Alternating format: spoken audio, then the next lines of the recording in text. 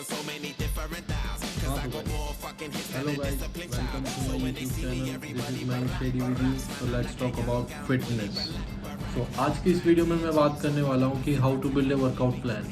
तो सबसे पहले अपन ये बात करते हैं कि एक अच्छे वर्कआउट प्लान की अपन को ज़रूरत क्या पड़ती है। अगर एक अच्छा वर्कआउट प्लान होगा तो आपके जल्दी रिजल्ट्स आएंगे, फास्ट रिजल्ट्स आएंगे, अच्छे रिजल्ट्स आएंगे। और अगर आप ऐसे ही जैसे आप बहुत सारे जिम में घूमते हुए देखते रहते होंगे जो 2-3 साल से भी वर्कआउट कर रहे हैं, पर वो वैसे के वैसे ही है, उनमें कोई चेंज नहीं आया। क्यों? क्योंकि वो सेम ओल्ड वर्कआउट रूटीन पे चलते आ रहे हैं जो आज से 50 साल पहले लोग करते थे और अभी भी लोग करते आ रहे हैं। पर लेट्स टॉक अबाउट साइंस कि साइंस क्या कहती है वर्कआउट के लिए। तो सबसे पहले अपन ये बात करते हैं कि ईच मसल ग्रुप को ट्रेन करने में कितना टाइम लगता है। लाइक पर वीक वर्कआउट प्लान अपन पर वीक डिवाइड करते हैं, ये तो सबको पता ही है। तो वीक में अपने ईच मसल ग्रुप्स को अपन मैक्सिमम और मिनिमम कितने टाइम उनको ट्रेन करें ताकि मैक्सिमम रिजल्ट्स आएँ। तो देखो सबसे पहले ये बात करते हैं कि जो ईच मसल ग्रुप्स होता है ना उसको 48 to 72 आवर्स मतलब 2 से 3 दिन लगते हैं रिकवर होने में, कोई भी बॉडी पार्ट हो। तो इसका मतलब आप ईच बॉडी पार्ट को 2 से 3 टाइम्स पर वीक लाइक ट्रेन कर सकते हो, maximum 3 times, minimum 2 times. But ये भी हर बॉडी पार्ट के लिए अलग अलग बॉडी पार्ट के लिए अलग अलग रहता है। लाइक जैसे आपकी जो एब्डोमिनल्स होती है उनको आप 3 to 4 टाइम्स भी ट्रेन कर सकते हो पर वीक, क्योंकि वो जल्दी रिकवर हो जाती है, वो 24 आवर्स से 36 आवर्स में रिकवर हो जाती है। तो इसका मतलब ये नहीं है कि आप हर मसल ग्रुप को एक इक्वली ट्रीट करो, लेकिन तो कि जो अपनी मसल्स होती है वो वर्क कैसे करती है उस बेसिस पे अपन उनको डिवाइड कर देंगे तो ज़्यादा अच्छा रहेगा। अब देखो, अब जैसे हॉरिजॉन्टल डायरेक्शन में अपन जब भी किसी चीज़ को पुश करते हैं ना तो अपना चेस्ट और अपना ट्राइसेप्स एक्टिवेट हो जाता है, और जब भी अपन हॉरिजॉन्टल डायरेक्शन में किसी भी चीज़ को पुल करते हैं ना तो अपना बैक और अपना बाइसेप्स ये एक्टिवेट हो जाते हैं। ये तो बात हो गई हॉरिजॉन्टल डायरेक्शन की। अब बात करते हैं वर्टिकल डायरेक्शन की। जब भी अपन किसी चीज़ को ऊपर की तरफ पुश करते हैं तो अपने शोल्डर एक्टिवेट हो जाते हैं, जब भी अपन किसी चीज़ को नीचे से पुल करते हैं तब भी अपने शोल्डर एक्टिवेट हो जाते हैं। ये तो बात हो गई अपर बॉडी की। अब बात करते हैं लोअर बॉडी की, लेग्स की। अब देखो लेग्स को मैं आपको अपने हाथ की तरह समझाता हूँ। जैसे ये अपना हाथ हो गया, अब जैसे देखो जो अपने हैमस्ट्रिंग होती है मतलब पीछे वाला हिस्सा लेग्स का, उसको बाइसेप समझ लो, और आगे वाले हिस्से को ट्राइसेप समझ लो, और फोर आर्म्स को आप अपने काफ समझ लो। ठीक है, एक बारी के लिए समझ लो यार, समझने में क्या जा रहा है, मान लो मतलब सॉरी मान लो, मानने में क्या जाता है। तो अब देखो अपन जब भी किसी चीज़ को बाइसेप्स कैसे काम करते हैं, पुलिंग वर्क करते हैं, और अपने जो ट्राइसेप्स कैसे वर्क करते हैं वो पुशिंग वर्क करते हैं, और फोर आर्म तो क्या करते हैं बस इनको सपोर्ट करने का काम करते हैं। अगर स्ट्रॉन्ग फोर आर्म नहीं होंगे तो आप अच्छे बाइसेप ट्राइसेप नहीं होंगे, मतलब ये बेस का काम करते हैं। तो वही बात लेग्स के साथ होती है। अब लेग्स में जो अपने हैमस्ट्रिंग होती है वो अपने बाइसेप्स होती है। तो आप देखो लेग कर्ल्स अपन जो करते हैं, लेग कर्ल जो मशीन होती है लेग कर्ल, उस पर अपने क्या होती है एक तरह की बाइसेप्स वाली तो एक्सरसाइज हो गई वो, और अपन जो लेग एक्सटेंशन होती है ये, उसमें क्या हो गई वो ट्राइसेप्स की ये वाली एक्सरसाइज हो गई जिसमें अपन ये करते हैं। समझ गए? तो ये अपने लेग्स की बात हो गई। तो इससे क्या पता चलता है कि लेग्स भी अपने पुश और पुल का दोनों का वर्क कर सकते हैं, शोल्डर है वो भी पुश और पुल का वर्क दोनों कर सकते हैं वर्टिकल डायरेक्शन में। लेकिन हॉरिजॉन्टल डायरेक्शन में अपने जो चेस्ट है वो सिर्फ पुशिंग का ही काम कर सकते हैं, और पुलिंग का काम अपना बैक कर सकता है। तो आप ये देखो अपनी बॉडी कैसे साइंटिफिक तरीके से बनी हुई है, हर एक तरीके का वर्क करने के लिए अपनी बॉडी में मसल्स हैं। अगर अपन किसी चीज़ को पुश करेंगे तो अपना चेस्ट स्ट्रॉन्ग होना चाहिए और अपना ट्राइसेप स्ट्रॉन्ग होना चाहिए। अगर अपन किसी चीज़ को पुल करेंगे तो अपना बैक और बाइसेप स्ट्रॉन्ग होगा तो अपन अच्छे से पुल कर पाएंगे। Same goes for legs. अब लेग्स में क्या होता है, जंपिंग और रनिंग। जंपिंग जब भी करते हैं और रनिंग जब भी करते हैं तो उसके लिए आपके हैमस्ट्रिंग स्ट्रॉन्ग होने चाहिए। और जब भी जो किक मारते हैं अपन किसी भी चीज़ को किक मारते हैं या फिर अपन किक ही मारते हैं तो उसमें अपने ग्लूट्स स्ट्रॉन्ग होने चाहिए। नहीं ग्लूट्स नहीं सॉरी क्वाड्रिसेप्स। ग्लूट्स तो अपने ये हो गए कोर मसल्स में आ गए। जो क्वाड्रिसेप्स होती है ना वो अपना आगे वाला हिस्सा होता है, वो अपने ट्राइसेप्स होते हैं क्वाड्रिसेप्स, और ये आगे वाला अपना जो बाइसेप्स होता है इसको आप वो क्या मैंने क्या बताया था, अपना हैमस्ट्रिंग्स, और अपने जो काव्स होते हैं वो फोर आर्म्स होते हैं। ठीक है, तो गाइस इससे अपन सबको अभी ये पता लग चुका है अपनी मसल्स वर्क कैसे कैसे करती है सारी चीज़ें पुश पुल के बेसिस पे। अब देखो अपने पास दिन कितने हफ्ते में, 6 दिन। एटलीस्ट एक दिन तो रेस्ट करेंगे, अगर मैक्सिमम आपको रिजल्ट चाहिए 6 दिन है। 6 दिन में हर बॉडी पार्ट को 2-2 बार ट्रेन करना है। कैसे कर सकते हो आप? मंडे को ले लिया चेस्ट और ट्राइसेप, अब अब जैसे कि लोग बोलेंगे कि अभी तो मैंने पुश में सिर्फ चेस्ट की पुशिंग प्रेस ही बताई है ना, कर्ल कहाँ गए? तो चेस्ट में जो अपन कर्ल करते हैं वो भी पुश वाले पुश में ही काम आते हैं, बस वो कर्ल की फॉर्म में पुश कर रहे हैं अपन। और जैसे कि लेग कर्ल्स थे अपने तो वो पुल कर रहे थे, तो जब अपन ये वाला पुलिंग करते हैं लाइक बैक की एक्सरसाइज करते हैं जब अपन, या शोल्डर की करते हैं, तो इसमें अपन पुलिंग करते हैं। तो जो कर्ल होती है इसमें भी पुश और पुल दोनों ऐड हो सकता है, तो वो डिपेंड कर। और जैसा कि मैंने अपने एब्स के लिए बताया था कि जो एब्डोमिनल्स होती है वो 24 आवर्स से 36 आवर्स में ट्रेन रिकवर हो जाती है, तो इसका मतलब आप उनको वीक में 3 to 4 टाइम्स ट्रेन कर सकते हो।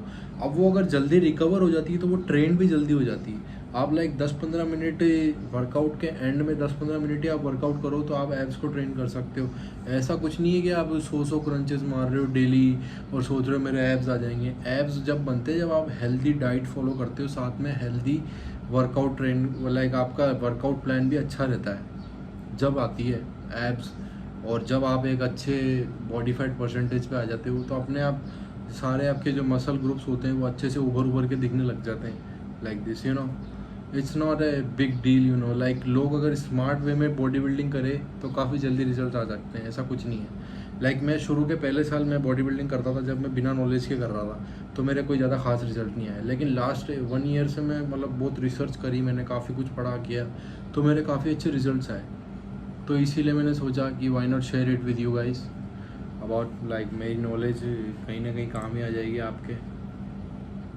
तो अब बात करते हैं कि देखो, अब डिपेंड करता है कि आप वीक में कितने टाइम आप वर्कआउट करना चाहते हो, like 6 days a week, 5 days a week, 4 days a week, depend करता है आपके ऊपर। अगर आप लाइक बिल्कुल ही आप नहीं मानते कि भाई मेरे को तो 6 days अ वीक ही करना है, तो उसमें सबसे बढ़िया वर्कआउट होता है आपका पुश पुल लेग शोल्डर। जो शोल्डर्स है उसको मैंने लेग्स और शोल्डर के साथ रख दिया और पुश और पुल को अलग अलग रख दिया हॉरिजॉन्टल डायरेक्शन के को। इससे क्या होगा कि बहुत से लोग क्या करते हैं पुश में शोल्डर ऐड कर लेते हैं, तो फिर मैं कहता हूँ पुल में भी तो शोल्डर ऐड होना चाहिए। तो फिर ऐसे तो आप चेस्ट, ट्राइसेप्स और शोल्डर करोगे 3-3 बॉडी पार्ट एक दिन में, तो 12-13 एक्सरसाइज हो जाएगी। तो फिर आप रिकवर कब करोगे? तो उससे बढ़िया जो शोल्डर है उसको आप लेग्स के साथ ऐड कर दो, तो उससे 2-2 बॉडी पार्ट आप ट्रेन करोगे। और जो एब्स होती है उनको वीक में 3 to 4 टाइम्स लाइक 1-2 दिन का गैप दे दे के लास्ट में जब वर्कआउट ख़त्म हो जाता है उसके एंड में उनको करना चाहिए। अब आप पूछोगे कि वर्कआउट स्टार्ट कैसे करना चाहिए, कैसे क्या करना चाहिए? तो देखो, वर्कआउट एक बढ़िया वर्कआउट प्लान क्या होता है, सबसे पहले जाके वार्म अप करते हैं, फिर कंपाउंड्स करते हैं। कंपाउंड लिफ्ट्स मेरे ख्याल से सब फेमिलियर हो गए। कंपाउंड लिफ्ट वो होती है जो एक टाइम पे 2 से ज़्यादा मसल्स को एक टाइम पे, मतलब जिस एक्सरसाइज में एक टाइम पे 2 से ज़्यादा मसल एक्टिवेट होती है, like bench press, dead lifts, squats, अपने रोविंग्स, ये सब एक्सरसाइज कंपाउंड्स में आती है। आइसोलेशन एक्सरसाइज वो होती है जो अपनी एक सिंगल मसल ग्रुप को ट्रेन करती है, लाइक अपने बाइसेप कर्ल्स, अपने ट्राइसेप्स एक्सरसाइज हो गई। अपने जो छोटे मसल ग्रुप्स के लिए एक्सरसाइजेज होती है लाइक बाइसेप्स, ट्राइसेप्स। शोल्डर के लिए, शोल्डर में भी जो मिलिट्री प्रेस होते हैं वो अपने कंपाउंड में आते हैं, लेकिन जो नॉर्मल शोल्डर के जो अपने कर्ल्स होती है वो अपनी आइसोलेशन में आती है। तो ऐसे अपन तो सबसे पहले जाके अपन को वार्म अप करना चाहिए, फिर कंपाउंड करना चाहिए। क्यों? क्योंकि जब अपनी बॉडी सबसे ज़्यादा एनर्जाइज रहती है तो अपन को जो एक्सरसाइज अपने को सबसे अच्छे गेंस दे सकती है, जिसमें अपन सबसे अच्छा रिजल्ट देना चाहिए अपने को, अपन कंपाउंड सबसे पहले करते हैं। तो कंपाउंड सबसे पहले जाओ, पूरे थक जाओ, उसके बाद जाके आइसोलेशन क्या है, बैठे बैठे भी कर सकते हैं आइसोलेशन की एक्सरसाइज, बाइसेप कर्ल्स। तो उसमें ज़्यादा एफर्ट नहीं मांगती है बॉडी, कहने का मतलब ये है। तो पहले कंपाउंड कर लेना चाहिए इसलिए। उसके बाद आप आइसोलेशन होगा, आइसोलेशन के बाद आप कोर में अपने देखो एब्स आती है और ग्लूट्स आती है। कोर बेसिकली अपनी बॉडी का बैलेंस बनाने के काम आता है। जो भी अपनी बैलेंस होती है लाइक हैंगिंग वैंगिंग, अपन उल्टे लटक रहे हैं, उल्टे लटक के एक्सरसाइज कर रहे हैं या एक पैर पे कहीं पे खड़े हो रहे हैं, तो सब जगह अगर आपका कोर स्ट्रॉन्ग होगा तो आप ये सब कर सकते हो। और कार्डियो आपको एंड में करना चाहिए। मैं खुद भी ये गलती करता था। मैं जब स्टार्टिंग में जिम किया था तो मुझे वेट लॉस करना था, तो मैं सबसे पहले जाके कार्डियो करता था। तो मैं खुद को 50% तो पहले ही थका लेता था। उसके बाद जाके मैं अगर और एक्सरसाइज करने की ट्राई करता था तो मैं अपना बेस्ट नहीं दे पाता था उन पर। और मैं डरता भी था लाइक कंपाउंड मूवमेंट से, like bench press, dead lift में सोचता था इन एक्सरसाइज से इंजरीज हो जाएगी। पर मेन एक्सरसाइजेज यही होती है जो असली मसल ग्रोथ, आपके जो असली रिजल्ट आती है। बाकी सब एक्सरसाइजेज तो फिनिशिंग के काम आती है। ये फैक्ट है, ये बहुत मेरे को भी बाद में पता चला। नहीं तो मैं सोचता हूँ मैं अगर शुरू से करता होता तो मैं शायद अभी और अच्छी फिजिक पे होता। तो पर यही तो सब सोच लेते हैं, तो फिर यही सब सोचने लग जाए तो हो गया ना काम, है ना। तो ये बात हो गई अपनी वर्कआउट प्लान की। अब देखो, अब अगर आप बिगिनर हो तो शुरू में आपको क्या है, अपनी बॉडी को थोड़ा 2-3 महीने अपनी बॉडी को आपको खोलना पड़ेगा। खोलने से मतलब आपकी बॉडी को एक्टिव करना पड़ेगा। ऐसा नहीं जाते ही आप जाके 50-60 किलो उठाने लग गए तो फिर इंजरी हो जाएगी। आपकी बॉडी जिस चीज़ की हैबिट ही नहीं है, उस चीज़ को आप कैसे कर लोगे। जो जो लोग बॉडी बिल्डर्स होते हैं वो 10-10, 15-15 साल से बॉडी बिल्डिंग कर रहे होते हैं, उनका लाइफस्टाइल बॉडी बिल्डिंग हो जाता है। तो आप यूँ मत सोचो आप उनके जैसे सेट रियलिस्टिक गोल्स जो आप रियलिस्टिक पॉसिबल है आपसे। आप ये मत सोचो किसी और को देख के। आप ये देखो आप कल क्या थे और आज क्या हो। आप खुद से बेटर बनने की कोशिश करो और आप देखना एक दिन अच्छे बन जाओगे। लाइक अच्छे क्या, अच्छी फिजिक बन जाएगी आपकी। तो देखो बिगिनर्स जो होते हैं उनको फुल बॉडी करते हैं, फिर ट्यूसडे को फुल बॉडी में मतलब मिक्स होता है। मिक्स मतलब लेग्स वैग्स सब जो भी। अब बिगिनर्स होते हैं वो कंपाउंड नहीं करते ज़्यादा। जो भी मशीन्स होती है जिम में या फिर जो डंबल्स होते हैं आइसोलेशन, ये एक्सरसाइज जाके करनी चाहिए।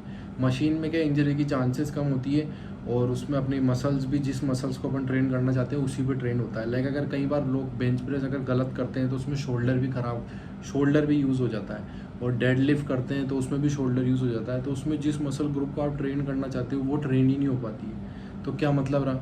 तो इसलिए जो बिगिनर होते हैं वो पहले नॉर्मल जो बेसिक चीज़ें होती है, मशीन्स होती है, उनमें अपने मूवमेंट्स पे मास्टर करें। उसके बाद जाके कंपाउंड मूवमेंट्स और इन सब चीज़ों पे आगे चल के 2-3 महीने बाद इंटरमीडिएट लेवल पे जाए।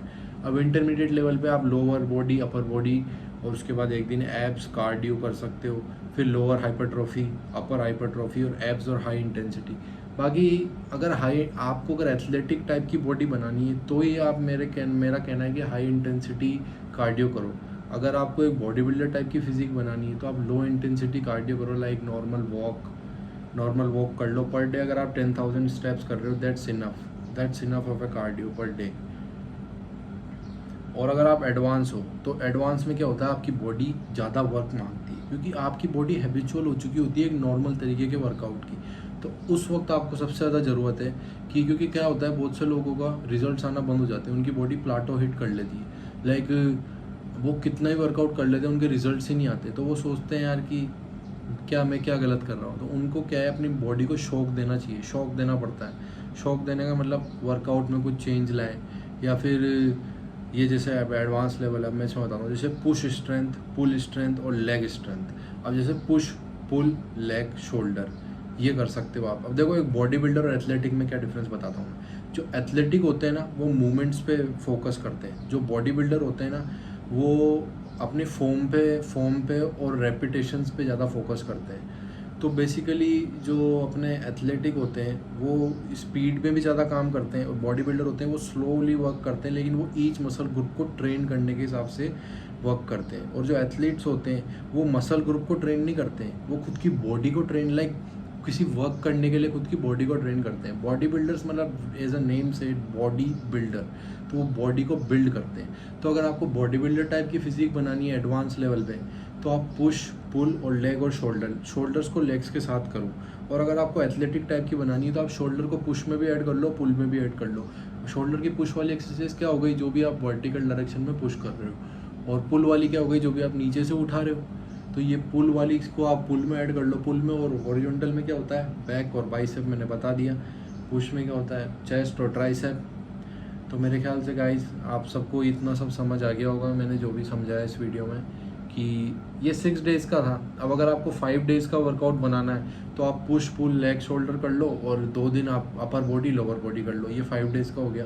अगर आपको 4 डेज़ का करना है तो पुश, पुल, लेग, शोल्डर कर लो। अब उसमें क्या है, आप 4 डेज़ और जो एक लास्ट डे उस दिन आप वो लाइक मिक्स कर सकते हो 5 वो एक्सरसाइजेस। इसमें कोई प्रॉब्लम नहीं है। अगर आपकी बॉडी फुली रिकवर होती है तो कोई दिक्कत नहीं है। पता है मसल पावर। हाँ तो गाइज अगर आपको मेरी वीडियो पसंद आई है तो लाइक करना, सब्सक्राइब करना और इच्छा करे तो शेयर भी कर देना यार, क्या बुरी बात है, एक बटन ही दबाना है। जब तक के लिए मैं नेक्स्ट वीडियो बनाता हूँ, जब तक के लिए टाटा, सी यू, टेक केयर।